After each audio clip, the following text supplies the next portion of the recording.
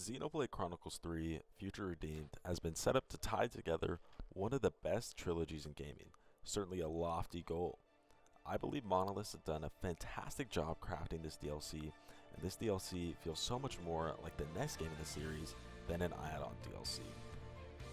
This is Fate, and welcome to my review of Xenoblade Chronicles 3 Future Redeemed.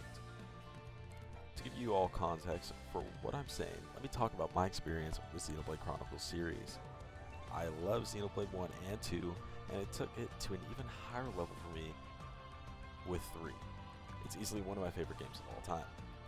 I was expecting to love Future Redeemed, so let's get into why it blew even that expectation out of the water. To be clear, I won't be talking about the basics too much in this review because it closely follows the base game, and if you're here, I assume you're a fan anyway. However, I will not mention any major story spoilers, and even for minor ones, I will give you time to step away. So first, let's talk about the gameplay changes. The most notable changes to the gameplay comes with the Affinity Grow system. This system gives you affinity points for essentially everything you do, whether it is defeating enemies, collecting items, finding locations, or completing side quests, you will get points. With these points, you can upgrade your character's skills and arts. This coincides with the change of characters only having their original class.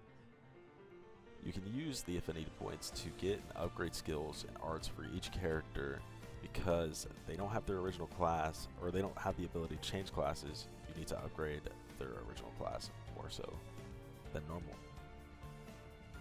I think this is a good way to differentiate the progression system in this game from the base game's progression system, while also making things that may have felt mundane in the base game have a purpose. While locking characters' progression behind side content, although you do get some of it naturally, is controversial, I like it for the most part. I think the game is a little too stingy with its unlock hits, especially for gems and accessories, and affinity growth points in general. Additionally, I think the system is best suited for a shorter experience like this one. So let's talk about some of the other gameplay outside of the affinity growth system. There are minimal changes to the gameplay outside of the system. The combat remains mostly unchanged, with the Unity system replacing Ouroboros transformations. This system gives you powerful specials and access to combos like Smash and Burst by pairing two party members together. This also gives you a party-wide buff depending on who you pair together. Overall, I enjoyed the system a lot. The combat remains great, and the side quests are also still great, although not as good as the main game. The exploration remains great and is buffed up by better music for the overworld and the affinity system, so the gameplay is great. Story, you know it's time for the story. Now, let's talk about it. This story is incredibly ambitious as it attempts to tie together the whole series even more so than the base game. I won't mention any major story spoilers, but I will say a few things about these characters. Spoiler warning for those who want to go completely blind on all party members, but everyone I am going to mention was revealed before release. Matthew quickly became a very awesome protagonist and is by far the funniest of any protagonist in the series. This expansion also just enhanced Rex's and Shulk's characters even more so than they already were. They were already incredible. However, there were unfortunately a few characters who I think were underutilized in this game, but in a short JRPG where most of the game time is going to be spent running around the world and doing combat, that is unfortunately bound to happen, so I'm not going to hold it against the game too much.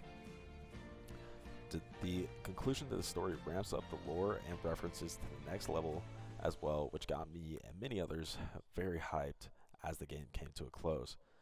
Additionally, as it was in the base game, this game had environments from previous games that make a return with slight changes and some of them being merged together. It's once again very fun to discover because just being able to see different places from base 1 and 2 come together and either merge or just seeing them again and sometimes you also get that music from those games. It was just incredible as a fan of the series. Overall, Xenoblade Chronicles 3 Future Redeemed keeps in line with the series' pedigree while expanding its scope in ways that feel very natural. Future Redeemed is a shorter 20-hour experience, but its excellent gameplay and strong story makes me feel like the game is far from normal DLC. Future Redeemed takes a 9 out of 10 for me as a pure gaming experience.